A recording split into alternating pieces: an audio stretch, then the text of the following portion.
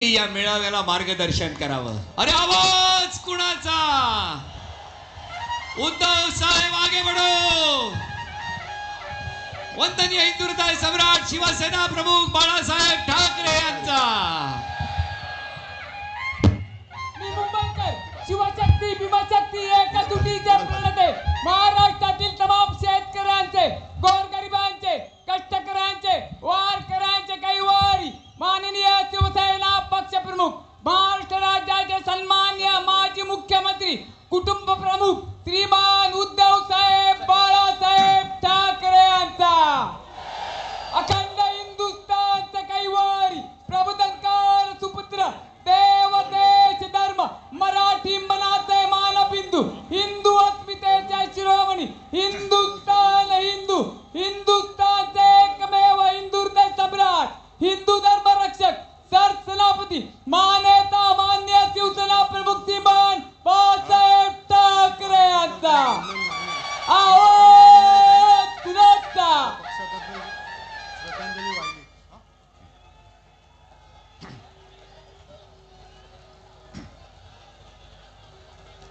जमलेल्या माझ्या तमाम हिंदू बांधवांनो भगिनींनो आणि मातांनो,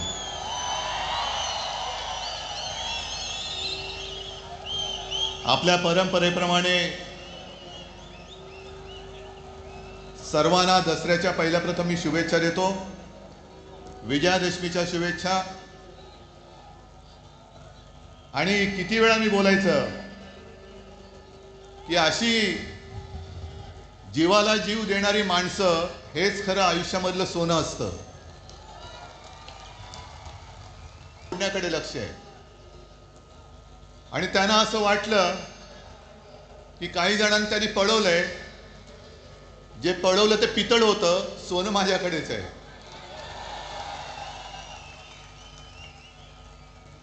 आता घरून येताना मी आजूबाजूला पाहत होतो,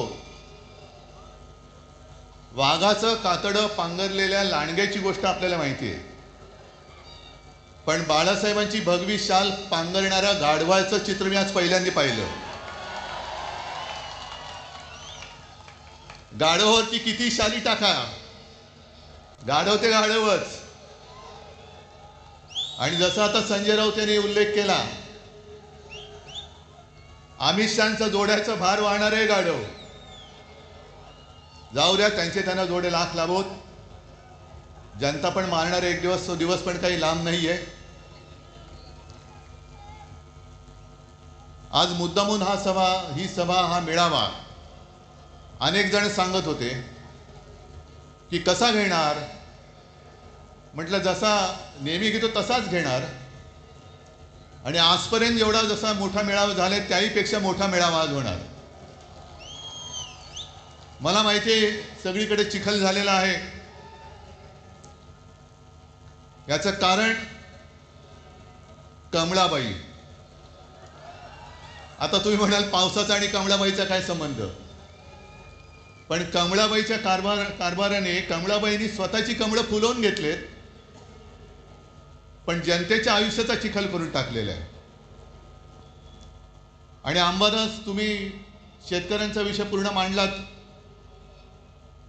जी हालत शेतकऱ्यांची झाले त्याची थोडीशी चुणूक आपल्याला येईल या पावसात दिसताना आणि चिखलात बसल्यावरती। घरादारासह संपूर्णपणे चिखल झालेला आहे त्यांच्या। शेतकऱ्याची शेतजमीन तर वाहून गेलीच, पण घरादारामध्ये सुद्धा चिखल घुसलेला आहे। राहायचं कुठे? शेतकरी जो आपल्याला अन्नधान्य देतो, 2 घास देतो, तो शेतकरी आज विचारतोय की आम्ही खायचं काय? ही अशी परिस्थिती यापूर्वी कधी आलेली नव्हती। हे एवढं मोठं संकट आजपर्यंत मराठवाडा हा अवर्षणग्रस्त होता, आता तिकडे अतिवृष्टी झालेली आहे। अतिवृष्टी म्हणजे आपत्तीग्रस्त। आणि मी तुम्हाला सगळ्यांना आवाहन करतोय, सर्व शिवसैनिकांना आवाहन करतोय, हे संकट फार मोठं आहे। जसं लिंबाळा गावला भूकंप झाला होता आणि शिवसेनेने एक गाव आपण दत्तक घेतलं होतं, रावते साहेब तुम्ही होतात, खैरे साहेब होते। आपण अर्थात आपल्याकडे सरकार नाहीये, पण जी काय करता येईल ती फुलाची पाकळी ही मराठवाड्याच्या शेतकऱ्यासाठी आणि उद्ध्वस्त झालेल्या नागरिकांसाठी देऊ. अगदी मोठी बाग जरी नाही तरी काही जणांच्या आयुष्यात एखादं फुल जरी आपण फुलवू शकलो तरी मी म्हणेन आपल्या आयुष्याचं सार्थक झालं. हे करायला पाहिजे. कारण आजचे जे मुख्यमंत्री आहेत, मी काल मुद्दामून प्रेस कॉन्फरन्स घेतली. माणसं कशी बदलतात बघा. आपलं राज्य होतं तेव्हा हेच बोंबलत फिरत होते, ओला दुष्काळ जाहीर करा. आणि आता ते मुख्यमंत्री झाल्यानंतर बोलतायत की ओला दुष्काळी संज्ञाच नाहीये. नसेल, पण जनता संकटात आहे. खड्ड्यात घाला तुमच्या संज्ञा, पण त्यांना पहिली मदत द्या. मी कालही बोललोय, आधीही बोललोय, आजही परत बोलतोय की सगळे निकष बाजूला ठेवा आणि ज्यांचं ज्यांचं नुकसान झाले त्या शेतकऱ्यांना हेक्टरी 50,000 रुपये मदत ही केलीच पाहिजे. ज्याप्रमाणे आपलं सरकार होतं तेव्हा मी कोणीही न मागता, कोणताही निकष न लावता शेतकऱ्यांची कर्जमुक्ती केली होती. काय निकष होते तेव्हा, पण माझं कर्तव्य म्हणून मी ते केलं होतं. आणि निवडणुकीच्या तोंडावरती नाही तर एकमेव माझं अधिवेशन जे झालं होतं मुख्यमंत्री म्हणून नागपूरला, त्या पहिल्या नागपूरच्या अधिवेशनात मी कर्जमुक्ती जाहीर केली आणि कालबद्ध स्वरूपात ती पूर्ण करून दाखवली होती. तशी तुम्ही कर्जमुक्ती करा. अजून यांची 2017 साली जाहीर केलेली कर्जमुक्ती अजून होते. अजून शेतकरी प्रतीक्षेत आहेत, लाभ कधी मिळणार. ते पण गेलं पाण्यात सोडून. पण 2017ची कर्जमुक्ती अजून होत नाहीये. आणि आपण कर्जमुक्त केलं होतं शेतकऱ्याला. दरम्यान कोरोनाचं संकट आलं आणि एक गोष्ट थोडीशी राहिली होती, ज्याची सुरुवात केली होती की जो नियमित कर्ज परतफेड करतो त्याला 50,000 रुपये प्रोत्साहनपर राशी म्हणून आपण त्याला द्यायला सुरुवात केली होती. आपण सुरुवात केली आणि या गद्दाराने त्यांच्या राशी पळवल्या आणि निघून गेले सुरत गुवाहाटीला. म्हणून ते अर्धवट राहिलं. पण आज आपला हा दसरा मेळावा होतोय. आणखीन 2-4 दसरा मेळावे झालेत. बाकीच्यांबद्दल मला काही बोलायचं नाहीये, पण विशेषतः संघाचा जो दसरा मेळावा झाला त्या संघाच्या दसरा मेळाव्याबद्दल मी जरूर बोलणार आहे. कारण 100 वर्ष ही काही थोडी थोडीची वर्ष नाहीये. आज काय योगायोग आहे कल्पना नाही मला, पण संघाची 100 वर्ष पूर्ण होत आहेत आणि नेमकी गांधी जयंती आहे. हा काय योगायोग म्हणायचं की काय मला कळत नाही. पण जशी संघाला 100 वर्ष होत आहेत तसेच आज एक ज्येष्ठ स्वातंत्र्य सेनानी म्हणा, समाजसेवक म्हणा, जी पारेख यांचं दुर्दैवी निधन झाले. त्यांना सुद्धा मी आपल्या सर्वांच्या वतीने एक आदरांजली आणि श्रद्धांजली वाहतोय. कारण अशी लढणारी माणसं आता कमी होत चाललेली. जो लढेल तो तुरुंगात जाईल, ही अशा पद्धतीने यांची सरकारची आता नीती आणि वाटचाल सुरू झालेली आहे. जसं तुम्ही सगळ्यांनी बघितलं असाल की या कालच्या अधिवेशनात जनसुरक्षा कायदा आणला गेला. सर्वांनी विरोध केला. आपण केलाच पाहिजे, तो लागू होऊ देता कामा नयेच. मुख्यमंत्र्यांनी आणि त्यांच्या चेला चपाट्यांनी त्याची मखलाशी केली की हा कायदा असं काही एकट्यासाठी नाही. सगळ्या संघटना जर कोणी अति डावे, कडवे डावे, आम्ही कडवे डावे वगैरे ओळखत नाही. आम्ही देशद्रोही आणि देशप्रेमी दोनच जणांना ओळखतो. पण तुम्ही नुसतं आम्हाला तोंड देखल्या काहीतरी कारण सांगणार असाल तर उदाहरणासकट सांगतो की कसा गैरवापर होतोय. सोनम वांगचुक, एक चांगला देशभक्त सोनम वांगचुक या माणसाने अतिशय दुर्गम भागात, लेह लडाख, जिकडे कडाक्याची थंडी, नुसती कडाक्याची नाही, हाडं मोडतील अशी थंडी असते, त्या थंडीमध्ये आपले जवान नीटनेटके राहावे, त्यांना काहीतरी उबदार एक आडोसा मिळावा म्हणून सोलार टेक्नॉलॉजीवरती त्यांना छावण्या बांधून दिल्या. ती टेक्नॉलॉजी त्यांनी दिली. पाण्याचं दुर्भिक्ष होतं, ते दुर्भिक्ष होऊ नये, पाणी मिळालं पाहिजे म्हणून त्यांनी आईस तुपाची योजना आणली. परवापर्यंत जे मोदींची स्तुती करत होते,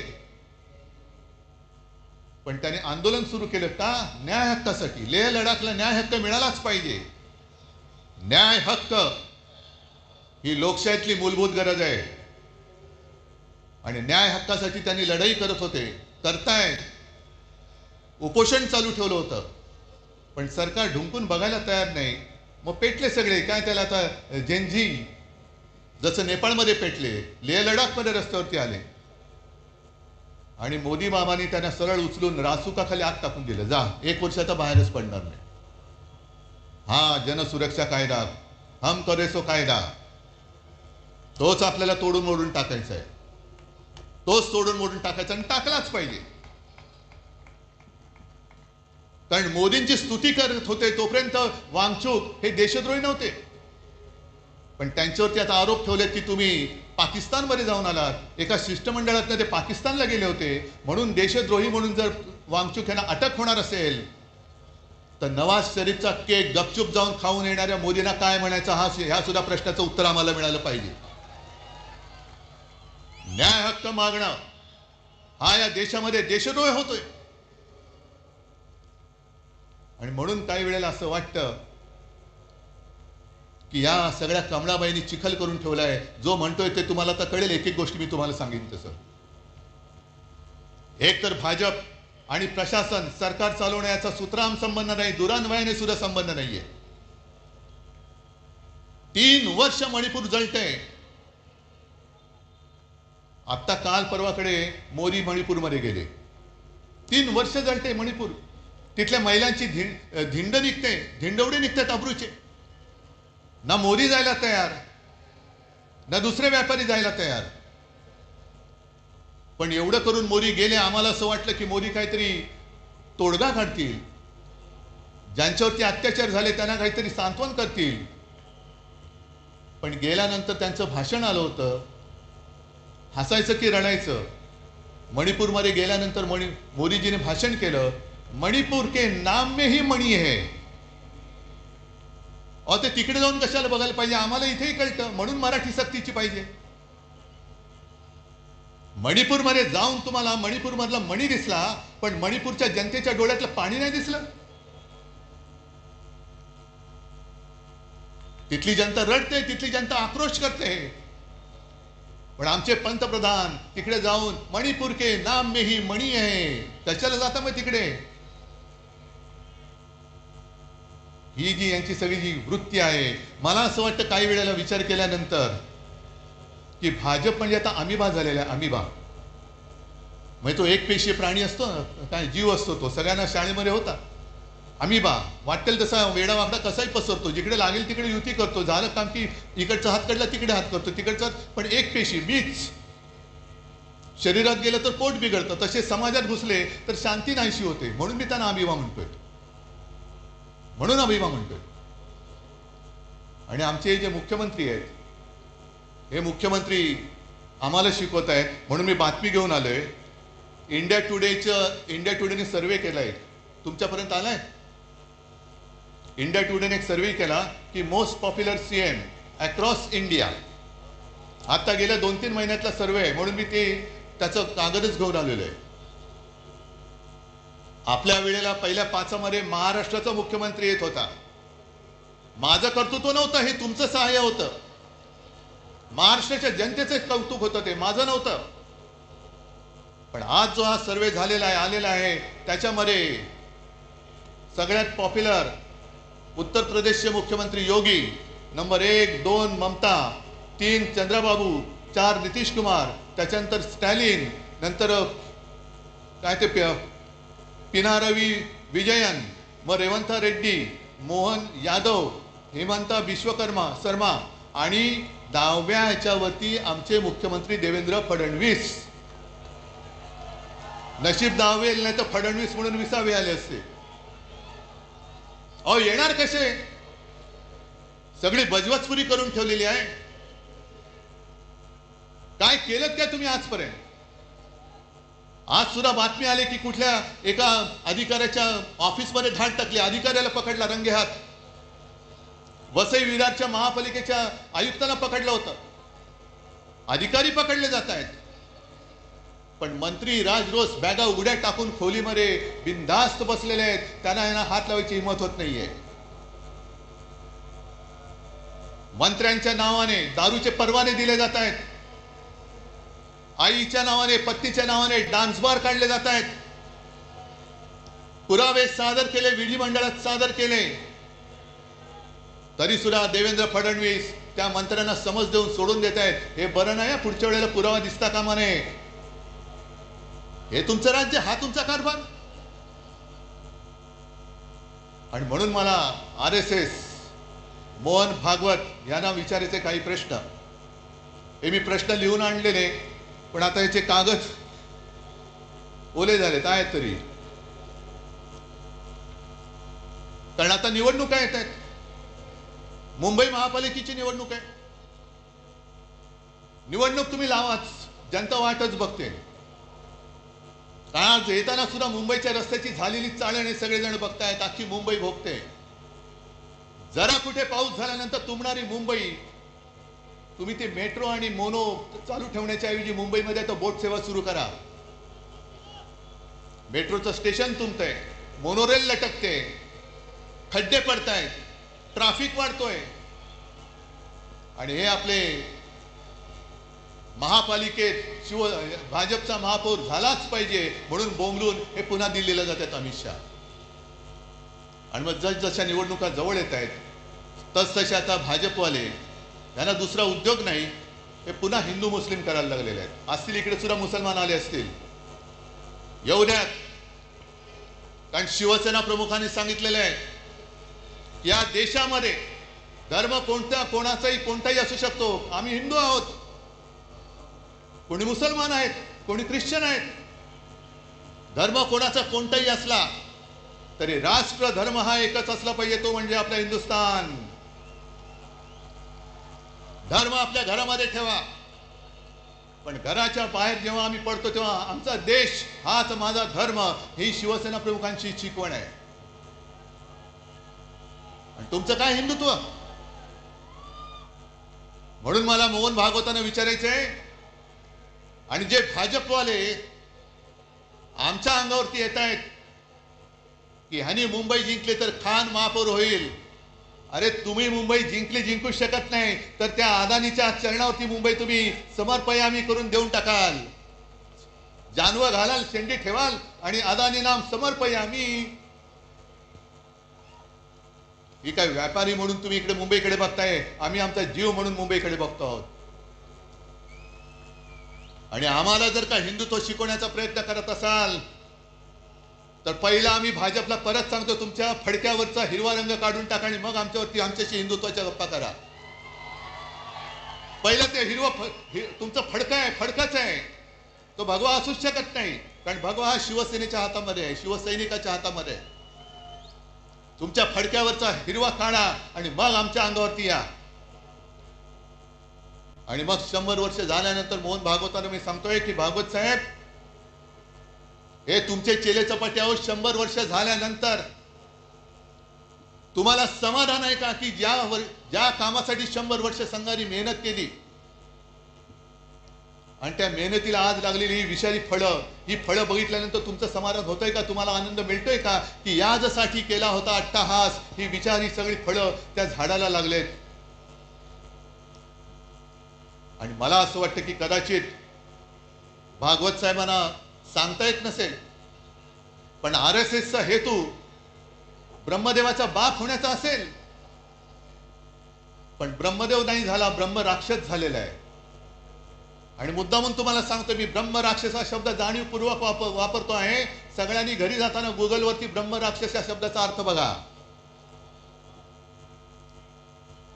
आमच्या अंगावरती हिंदुत्व म्हणून येताना मोहन भागवतांनी जे सांगितले, गेल्या काही वर्षातली त्यांची वाक्य आहेत.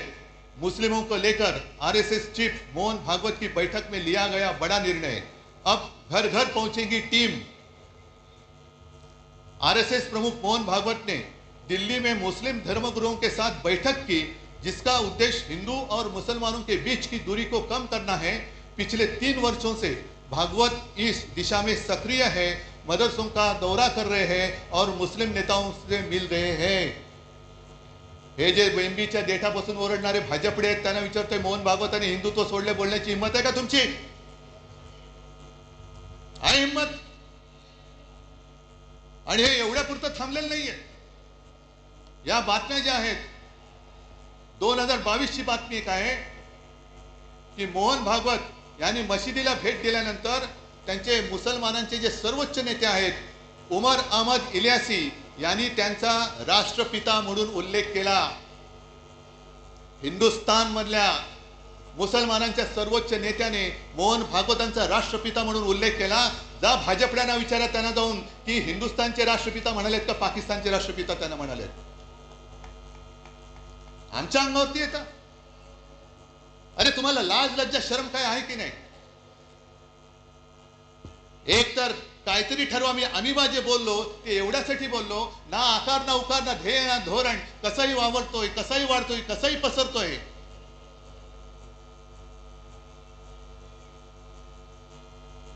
आणि जरा थांबा, मला बोलू द्या नाही तर इकडून वाचन करा.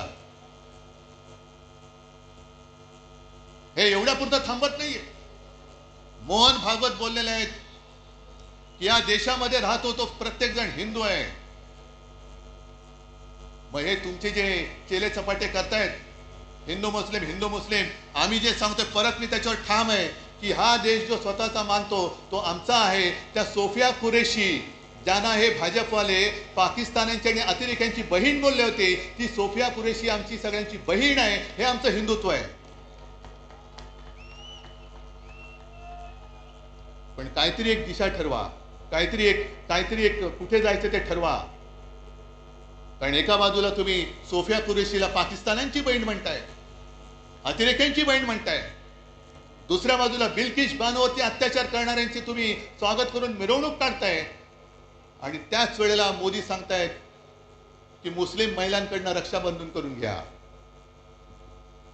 एका बाजूला बटेंगे तो कटेंगे म्हणायचं आणि दुसऱ्या बाजूला मोदी सांगतात की लहानपणी त्यांच्या आजूबाजूला मुस्लिम लोकांची सगळी वस्ती होती, त्यांच्या घरी ईदच्या वेळेला जेवण सुद्धा मुस्लिम घरातून यायचं.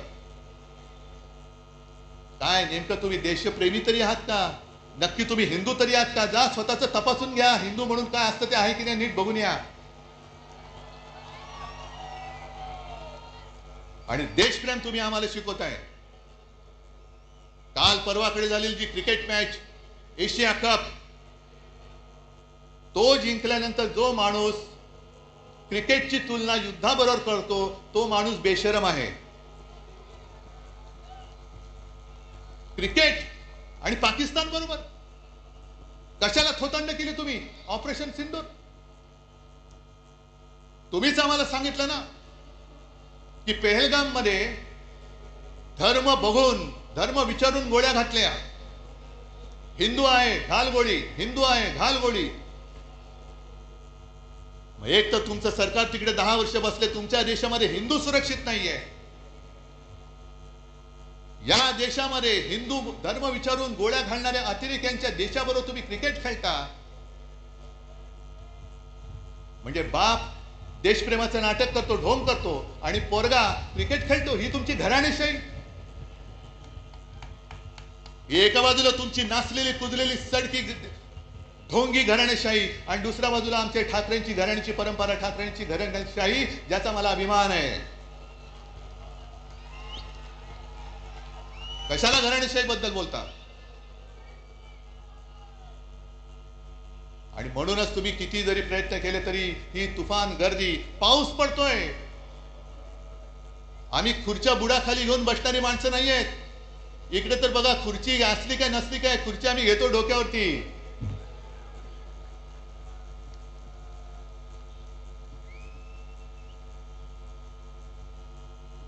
आणि मुंबईच्या बद्दल जर का बोलायचं झालं, कारण आता निवडणुका मागून निवडणुका येणार. काल परवाकडे जेव्हा मी शेतकऱ्यांच्या दौऱ्यावरती गेलो होतो, पाहणी त्यांच्याशी बोलत होतो, शेतकरी उद्विग्न आहे, रडतोय. आणि काही जण मला येऊन बोलत होते की साहेब, तुमच्या काळात तुम्ही केलेली कर्जमुक्ती तशी आम्हाला पाहिजे, तुम्ही आम्हाला परत हवे आहात. म्हटलं आता दादा त्याच्यामध्ये जाऊ नकोस, पहिलं तुला संकटातून बाहेर काढावं लागेल. पण एक वाक्य बोलताना तो बोलून गेला ते फार महत्वाचं आहे. म्हणून मी जी काल मागणी केली लाडक्या बहिणीबाबत ती त्याच्यासाठी केलेली आहे. निवडणूक आल्यानंतर महिलांच्या अकाउंटमध्ये 1,500 रुपये टाकले गेले आणि ही गोष्ट काही प्रमाणात आपण मान्य केली पाहिजे की महिला थोड्याशा नाही म्हटलं तरी जिकडे खायला अन्न नाही तिकडे 1,500 रुपये मिळत असतील आणि घरापुरते 1-2 रात्री मुलाबाळांना काहीतरी खाऊ देऊ शकत असेल तर महिला थोड्याशा नाही म्हटलं तरी अरे हे बरं चाललंय. पण तो शेतकरी बोलला की साहेब ही भाजपची अवलाद आहे ना, ही आता पगारी मतदार तयार करते. पगारी मतदार आपल्याला महाराष्ट्राने ठरवायचंय की आपण भाजपचे पगारी मतदार होणार की स्वाभिमानी मतदार व्हायचंय हे आता तमाम महिलांनी ठरवायचंय. कारण पंतप्रधान तिकडे बसलेत. आज माझी अशी अपेक्षा होती की सर्व कामं रद्द करून 1 फुल आणि 2 हाफ जे आपल्याकडे आहेत, मुख्यमंत्री आणि 2 उपमुख्यमंत्री हे तिकडे दिल्लीत जाऊन बसायला पाहिजे होते की माझा महाराष्ट्र आज बुडतोय, अतिवृष्टीमध्ये भिजून चाललाय, जीवन उद्ध्वस्त झालेलं आहे. सगळे निकष बाजूला ठेवून केंद्राकडनं आम्हाला भरघोस मदत द्या. 10,000, 20,000, 25,000 कोटी रुपये आम्हाला द्या. पण पंतप्रधानांना प्रस्ताव पाहिजे. देवेंद्र फडणवीसांचा अभ्यास सुरू आहे. अभ्यास होईपर्यंत त्यांना माहिती आहे की लोक विसरून जातात. जरा थोडंसं काहीतरी हातावर टिकवलं की निवडणुका आपण पार पाडू. मग काय बसले बोंबलत.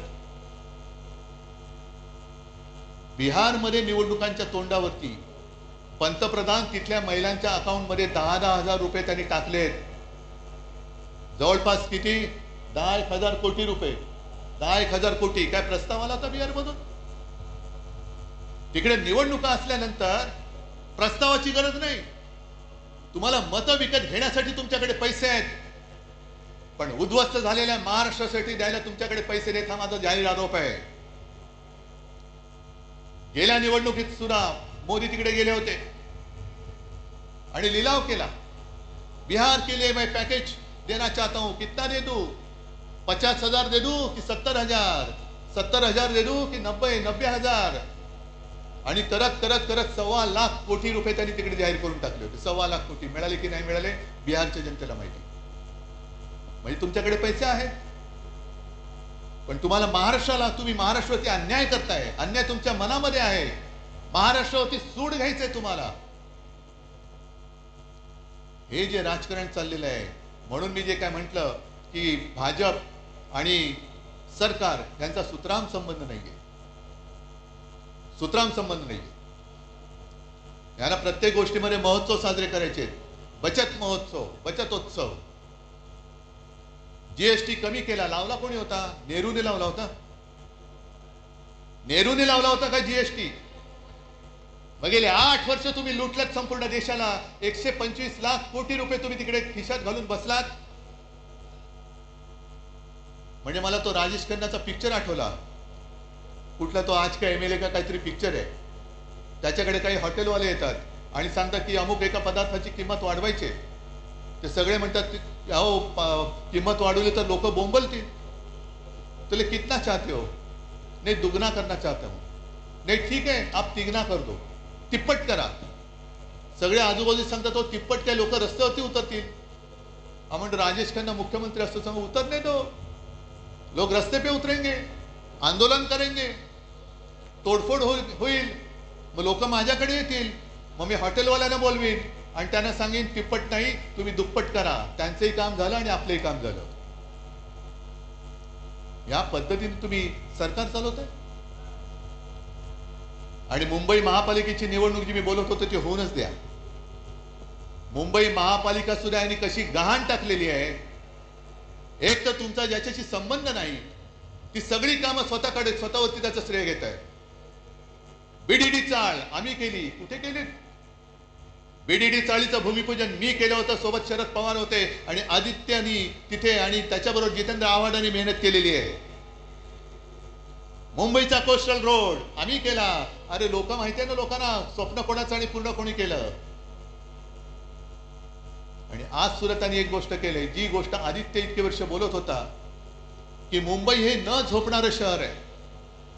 दिवसा जे ऑफिसमध्ये जातात त्यांना दिवसा जेवणाची आणि खाण्याची पिण्याची म्हणजे पाणी पिण्याची नाही सोय असते, तर रात्री काम करणाऱ्यांनी ती का असू नये. तेव्हा भाजपवाल्यांनी जो काय नंगा नाच केला होता, संस्कृती, नाईट लाईफ. नाईट लाईफ म्हणजे तुम्ही मकावला जाऊन नाईट लाईफ वाले, तसं नाईट लाईफ नाही. कळलं ना? हे मकावला जाऊन यांचं नाईट लाईफ फुलणार आणि आम्हाला इकडे शिकवणार साधन सुचिता. आज जे आपण बोलत होतो तेच त्यांनी केले. रात्री सुद्धा आम्ही पब आणि बारची मागणी करतच नव्हतो. उलटा आमचं म्हणणं आहे बार रद्दच करा. जे तुमचे मंत्री चालवत आहेत त्यांना पहिल्या मंत्रिमंडळातून काढा, ही आमची मागणी आहे. पण सगळं श्रेय आपल्याकडे घ्यायचं आणि दुसरं तुमच्याकडे द्यायची. मुंबई महापालिका सुद्धा आज जवळपास 2.25 लाख कोटीच्या तुटीमध्ये आणि खड्ड्यामध्ये टाकलेली आहे.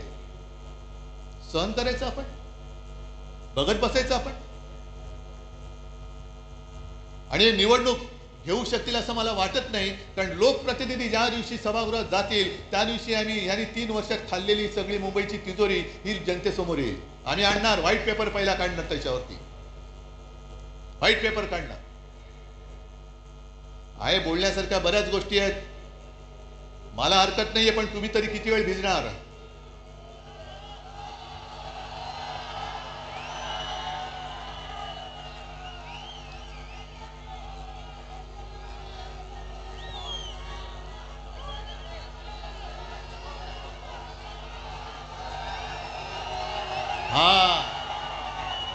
हा सैनिक, हा शिवसैनिक,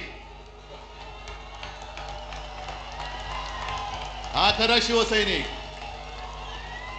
नाही राहू द्या, तुम्ही कितीही जल्लोषात असला तरी मला थोडं भान ठेवून बोलायला पाहिजे. मग काही जणांची अपेक्षा आहे की उद्धव ठाकरे पुढचा कार्यक्रम काय देणार. आणि आता कोण बोललं रे, उद्धव ठाकरे आणि राज ठाकरे एकत्र येणार का? अरे मग 5 जुलैला काय केलं होतं आम्ही, आणि तेव्हा मी बोललेलो आहे आम्ही एकत्र आलोय ते एकत्र राहण्यासाठी. जिथे माझ्या मातृभाषेचा घात होत असेल तिथे मी मराठी माणसामध्ये फूट पडू देणार नाही. आणि मराठीवरती हिंदीची सक्ती मी आज जाहीरपणाने परत सांगतोय. आमचा हिंदीला विरोध नाही, पण आमच्यावरती सक्ती करायची नाही, हे सुद्धा तेवढंच महत्वाचं आहे. जी भाषावार प्रांतरचना झाली त्या प्रांतरचनेप्रमाणे प्रत्येक भाषेला एक प्रांत मिळाला. मग गुजराती लोकांना गुजरात मिळालं, बंगाली लोकांना बंगाल मिळालं, कानडी लोकांना कर्नाटक मिळाला, तमिळ सगळंच मिळालं, राजस्थान असेल, मध्य प्रदेश असेल, झारखंड असेल. तसा मराठी भाषेला महाराष्ट्र मिळाला. भाषावर प्रांतरचना झाल्यानंतर प्रत्येक राज्याला राज्याचं सरकार मिळालं, राज्याची राजधानी मिळाली. पण महाराष्ट्राला महाराष्ट्राची राजधानी मिळाली नव्हती. ती मुंबई, मराठी माणसांनी रक्त सांडून मिळवलेली मुंबई, ही जर का या व्यापाऱ्यांच्या खिशात जात असेल तर खिसा फाडून आम्ही मुंबई राखल्याशिवाय राहणार नाही. त्याच्यामुळे या ज्या काही कंड्या पिकवल्या जात आहेत, दसरा मेळाव्यात राज ठाकरे येणार का, उद्धव ठाकरे जाणार का, त्या सगळ्या मराठी द्वेष्टांना सांगतोय की तुम्ही आमच्या मराठीला हात लावून बघा, हिंमत असेल तर हात लावून बघा, हात जागेवर ठेवणार नाही. आमचं कोणाशी भांडण नाहीये. काय किती आतापर्यंत मारामाऱ्या झाल्या, आमच्या अंगावरती येऊ नका. जे शिवसेना प्रमुखांनी शिकवलंय, एक तर कोणाच्या अंगावर जायचं नाही, पण कोणी अंगावर हात उचलला तर तो हात जागेवर ठेवायचा नाही. आणि तीच शिकवण घेऊन आम्ही पुढे चाललेलो. आम्हाला कोणाचं उणं दोणं काढायचं नाहीये. पण विशेषतः मी 2 महत्वाच्या गोष्टी ज्या तुम्हाला सांगितल्या, एक म्हणजे भारतीय जनता पक्षाला मी आज इशारा देतोय की हिंदुत्वावरनं आमच्या अंगावरती येऊ नका. तुमच्या सगळ्या टोप्या घातलेले फोटो मी त्याचं प्रदर्शन लावल्याशिवाय राहणार नाही. एक काहीतरी मोदीजींना विचारा, मोहन भागवतजींना विचारा की हे तुम्ही करताय हे या दिशेने जायचे काय थोतांड आहे. आणि आम्हाला प्रश्न विचारण्याच्या आधी तुम्ही तुमच्या नेत्यांना प्रश्न विचारा की ती बटेंगे तो कटेंगे कधी करायचं आणि राखी कधी बांधायची.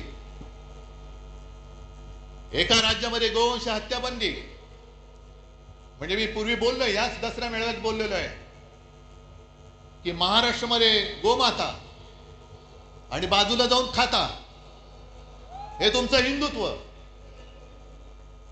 आणि 2-3 वर्षापूर्वी त्या उत्तरेमधल्याच राज्यामध्ये तो आर्यन मिश्रा नावाचा एक पोरगा, 22-23 वर्षाचा पोरगा मित्रांबरोबर चालला होता रात्री, त्याचा पाठलाग करून त्या बोगस तथाकथित गोरक्षकांनी त्याला भर रस्त्यात गोळ्या घालून मारला. त्याने शिक्षा झाली की नाही कोणालाच माहिती नाहीये. पण तुम्ही माणसं मारताय संशयावरनं.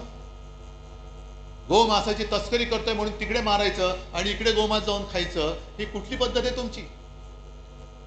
जे नॉर्थ ईस्ट आहे, जे किरण रिजिजू आहेत, त्यांनी सुद्धा सांगितले, तिथल्या त्यांच्या प्रदेशाध्यक्षांनी सांगितले की ते त्यांच्या राज्यामध्ये गोमांस खातात. मग ते तुमच्या पक्षात अजून कसे ठेवले? त्यांना काना लात मारून घालून टाकत. त्याच्यामुळे एकदा काय ती व्याख्या ठरवा, चौकट ठरवा. पण तुम्ही हिंदुत्वाचं ढोंग आणि देशभक्तीचं सोम हे आता सोडा.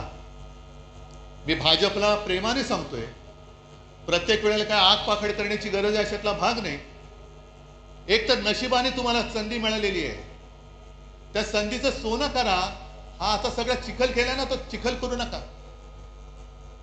कारण ही संधी फार मोठी आहे, ही कोणाला मिळत नाही अशी संधी. आणि त्यावेळेला म्हणजे जनता पार्टीच्या वेळेला शिवसेना प्रमुखांनी काढलेले कार्टून मला आठवते. कारण इंदिरा गांधींनी आणीबाणी लादली होती, अनेक जण तुरुंगात गेले होते. काही जणांनी तुरुंगात जाऊन इंदिरा गांधींनी पत्र सुद्धा लिहिली होती की आता आम्ही तसं करणार नाही, आमची पूर्ण संघटना की तुम्ही म्हणाल तसं आम्ही देशसेवेला वाहून टाकू. हे कोण म्हणाले? जर का सिनियर लोकांना विचारलं, ते पुस्तक आहे माझ्याकडे, ते पत्र पण आहे माझ्याकडे.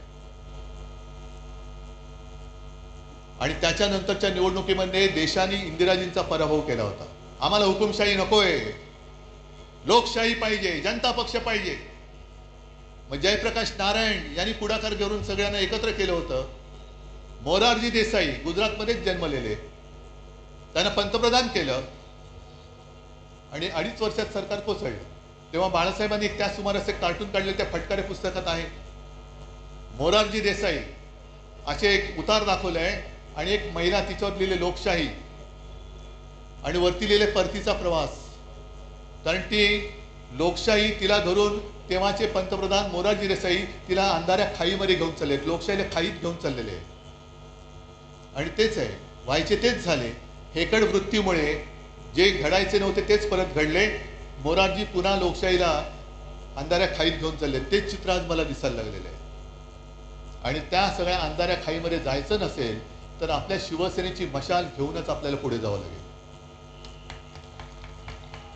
प्रश्न विचारावेच लागतील.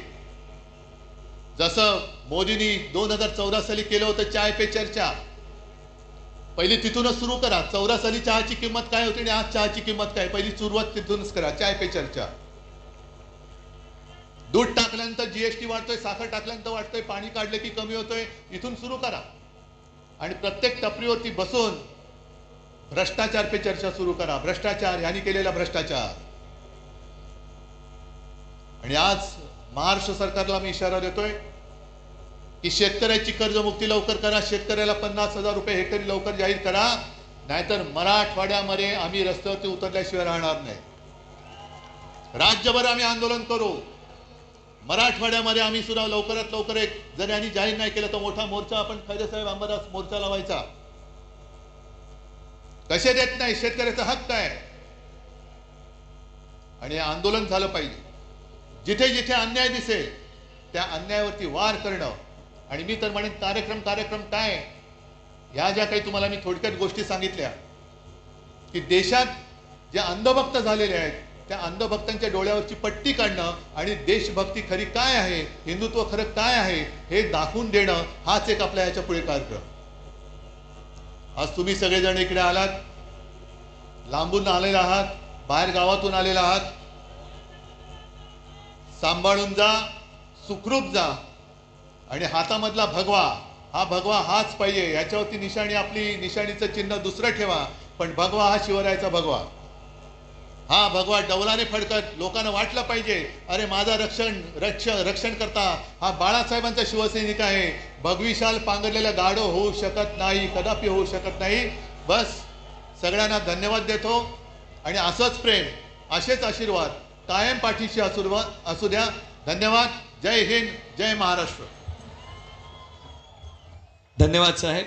सर्व शिवसैनिकांना विनंती आहे, राष्ट्रगीताने नंतर सांगता होणार आहे, पण तत्पूर्वी कोणीही जाऊ नये, कारण रावण दहन सुद्धा काही वेळात होणार आहे. पण तत्पूर्वी विभागाच्या